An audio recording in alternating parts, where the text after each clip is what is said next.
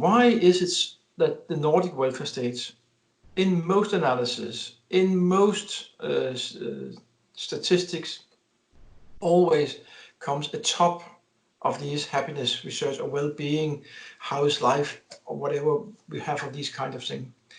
And I think part of the reason is that the Nordic countries are rich countries, and they also have encompassing welfare states. And I think the welfare state plays a strong role in why people are happy. And that is for several reasons. The one is the Nordic welfare states, also compared to other welfare states, are often more egalitarian societies. We have a high degree of equality. But it's also encompassing welfare states, making it option to be, we have trust in each other, we can be integrated and live together with others, but we also have a welfare state with high degree of equality.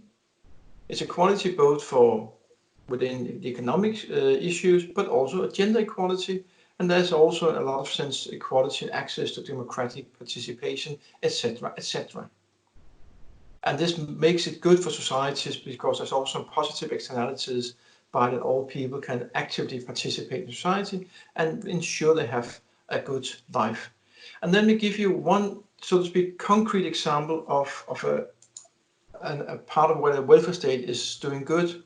I mean, besides that, of course, the Nordic welfare states, daycare for children make it possible to have both a working life and a family life.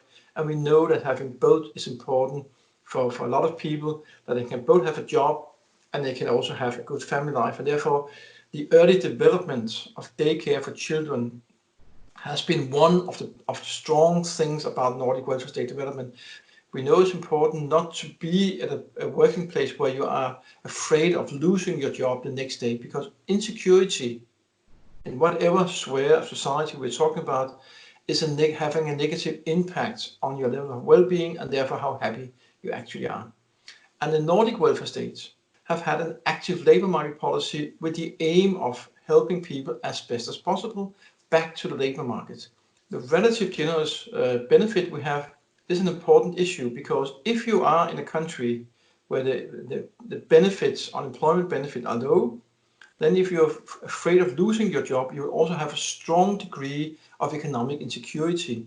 And if you can reduce that economic insecurity by relatively generous welfare benefit, that would also increase the level of happiness in the countries. And also because the welfare state make it possible to have, so to speak, a good service support from daycare, education, and elderly care at a later stage, and we also have relative generous pension system. So all these aspects of the welfare state, from cradle to grave, I think is why we have such happy people in the Nordic countries.